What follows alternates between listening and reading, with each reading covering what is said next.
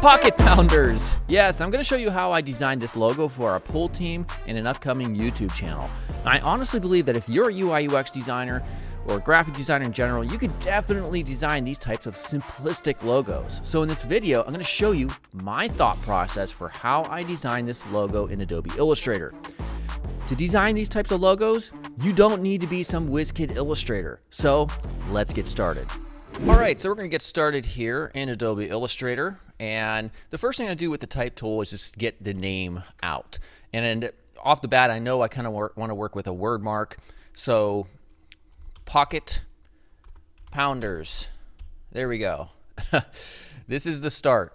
So the font that I'm going to use is a very simple font. It's a sans serif font, meaning it doesn't have all that extra crazy stuff hanging off the ends of the letters. Manrope. All right. So the font is called Manrope, and the amount of boldness that this has doesn't quite go to how truly bold I want this to be. And so to correct that, you actually have a couple options here. So you could take the stroke up. You could do this, which I kind of like this approach a lot better than this other approach, which is still an option. The other option is you could take this. I'm just going to create a copy real quick. Hit Control Shift and O, which converts everything to outline, so you can no longer edit the text. But then you can go to select. No, I'm sorry. We're going to go to Object. That's right. It's been a while. Path and Offset Path. So this kind of does the same thing. Offset path, this is at 10 pixels. That's too much. You know, if I change this down to like 3, you know, it's going to make it a little thicker. 4, 5, you know, etc. But doing it this way, I just wanted to give you a couple options, is a better approach. So if I just hit my up arrow key, we can, in the stroke area, we can kind of create this sort of aesthetic, essentially, which, you know, maybe you want them to be like right around there in that thickness, which is 5. So now I'm going to hit Control Shift O, and when you do a stroke like this, I could show you real quick here in the layers. You'll see that by default the strokes are automatically embedded with this. So if we go to Object Path, we can outline stroke. And that bakes the stroke within, so you could see all these lines. And assuming we're happy with this, then what we can do is come over here to Shape Modes. And by the way, you have to go to Window, Transform, and you'll get access to the Transform section in the Pathfinder tab right here. And we want to choose the first one, Shape. We want to unite everything into one single vector shape, essentially. Now, I also want to move this bottom one up. So since these are a part of the same group, you try to move one, it moves. Well, in order to fix that, we're going to switch to the Direct Selection tool, which is the white arrow, and then just left click, drag out all of the elements that we want to move, and then just move them up individually. Okay, so Pocket Pounders. I already like this type. I think it's pretty solid in terms of, you know, just the type itself, and giving us a kind of like a, not an excuse, but a way to get things kind of situated so that we can then begin to look and see if we can really experiment with interesting ideas within the type itself. All right. So what I would say is, looking at this, look at this. We have 2 O's on top of each other, and if we ask yourself, this is about pool, playing pool. You have pool balls, you know, they're round as well. You could play off of this somehow, some way, shape, or form. You can also try to look within the white space. So this is a real powerful kind of technique, if you will. See if there's anything that could, even in an abstract sense, identify or tie or relate this logo, this type, with whatever the purpose of the business is, right? In one of the things in pool is the diamond system. So pool tables have a diamond design around them, and they're used for helping you figure out angles in aiming and such. And in the white space between the K and the N, you see a diamond. And it kind of just happened to align like this. I love this idea of where we could really try to perhaps kind of, I guess you could say, accentuate this a little bit more and make it more obvious that it's an actual diamond. I think that's a great first approach or first concept that we can try. All right. One thing I'm going to do real quick is I actually kind of want to have this be just a tad bit thicker. Yeah, like right around there. So I'm going to repeat that process. Path, we're going to do outline stroke, and then there we go. Okay, there we go. So let's work with this area right here. What we're going to do is combine these two letters, the K and the N, in order to, like I said, accentuate that concept. So if I move this over, we'll get them started on the same line. I'm going to pull this one down. All right. And then we're going to take this one and we're going to pull this one up. And I'm going to take this and continue it along the same path. All right. And then we have this element that's kind of hanging off at the end. So what I'm going to do is take the rectangle tool, and this is where the Pathfinder becomes really helpful, and just kind of cover up that end of this shape. You can see it's a part of that shape as well. So in this case, I want to make sure that we drag this over to the edge. And again, this is just kind of like a rough draft prototype. This isn't like a final version of logo, but I can hit minus front right here with this shape selected in the new shape on top of it. So first we select this and then this, hold shift, and then hit this. Oh no. Make sure we use the direct selection tool when we select these elements. There we go. So now we have this diamond shape. It's very abstract, of course. It might not be obvious to anybody, kind of like the FedEx little arrow situation in their logo, which most people didn't, never caught on to until it was pointed out. So that's a nice kind of aesthetic that you can use, and you can use you can create like a logo animation that makes this super obvious. Like it could start off on a pool table, zooming out, and all of a sudden the logo appears from this diamond or something like that. So you could do that for sure.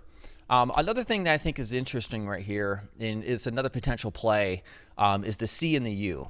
And by the way, this right here, even though we have some alignment issues like over here, this concept of just having a single diamond in the middle and that's the only unique element is a very effective logo in and of itself. I like that. I like super simple yet abstract logos where you have a play here in the white space between the K and the N. And there you go. Like you could be done with this and be happy. But I just want to show you some other ideas for the purpose of this tutorial. So another thing is the C and the U. This is something we could potentially combine into an interesting sort of shape. So let's say pocket. Let's get rid of this C. And let's then take this element, the U, and I'm just going to hit Control C, Control F. Now that's going to duplicate it. I'm going to right click, hit Transform, Reflect, and we're going to change this to horizontal and hit OK. Now when we put this up here, notice it's intersecting. We could take this, combine those, take this, push this up, perhaps to right around here, and look at that. So what's really cool is if you read this, P-O-C, we have like a large C here. So we have pocket, and then down here, P-O, and then U. You can see the U shape kind of right here embedded within Pounders. So I thought that was cool as well, and it kind of just makes it a little bit more interesting or unique, so to speak. All right. Now, one thing I'm going to do real quick is kind of just take my letter spacing and get them a little bit more consistent. You can notice the distance and the white space perhaps between these two letters and the O, and then the distance between the right side of the O and the left side of this shape right here are a little bit uneven. So if I were to take this P and maybe just back it up a hair, and we take these two elements rather, and shift those over just going to work with the letter spacing here to make sure everything's as consistent as possible with the letter spacing. And right now, of course, I'm just eyeballing it. Let's see here. Now notice how, okay, up here they are connected. Alrighty. So that's a little bit of a problem. It's not a huge deal. What I'll do is just take the rectangle tool, and I'm going to take this and this, minus front. Now we can go ahead, right click, and ungroup. Now these become two separate elements. So let's take a direct selection tool, move this over to get more consistent with the white space established between the letters, the previous letters that is. Get these lined up a little bit better. Let's see here. The T and the E I would like to be lined up as well, and I would like to connect these as well. So if I just take the left side of this T, connect that. And by the way, when you do this sort of thing and you're happy with it, you could take both elements with the direct selection tool and then unite them. There we go. So now we could do something like this. Let's get the letter spacing between these elements more consistent with everything else. And I'll take this right around there. Then I could take this with the direct selection tool, where we're just selecting these four vertices, push this over. All right. So I'm pretty happy overall with what this is alone. Like, I would be happy just using this as a logo and, you know, essentially just be done with it. Just to show you though, there's other ways to work in even more ideas. Now, of course, I wouldn't work more in this personally. My team wanted to see a stick. So what I would do then is, all right, well, let's think about how we can integrate a stick. Well, one way to put a pool stick, and this is what most amateur designers would do, you know, they might do something like take a rectangle, which is, you know, you can kind of visualize a pool stick like this, maybe put it at the bottom, maybe put some rounded corners, you know, like that. And then maybe take these tools, and there we go. And they might put like a stick underneath it. I want to work it within the letters. So how could we work the concept of a cue stick, a pull stick, in with these letters, right? Now, of course, we have little issues right there. But again, this is kind of just a rough draft concept. Don't worry about that. So how would we put a stick in here? Well, off the T, we could possibly put a stick. And we'll do it in a couple different ways. So for instance, one way, here, let's make this artboard larger so we have a bigger working space, okay? All right, so one such way would be to simply take the end of this T, drag it out, perhaps to the end. All right. Now, if we do this, it's going to affect everything. We don't want to do that. That's actually kind of a cool effect, by the way. Instead, what we could do is I'll move this over just slightly, and I will use a ellipse. We'll come off, find the center, roughly right around there, and I'm just holding Shift Alt and dragging a perfect circle. And we want to match this up just real quickly as best as we possibly can to the top and bottom. There we go. And also squash it a little bit. So I could take this edge. There we go. Holding Alt and just drag that in to get kind of like a stick shape. Now, additionally, what we could do is we can add a stroke like that, except we're going to make it white. That way we have some white space. And I also want to adjust the stroke alignment to the outside. There we go. So now we kind of have like this cue stick shape thing at the end. And, you know, that's one such way you could do. I don't think going out all that way makes all that much sense. You know, we could drag this in a bit somewhere like that. That is one concept. We could also just take these two, We could also do something entirely different in terms of designing a stick or working a stick within this shape.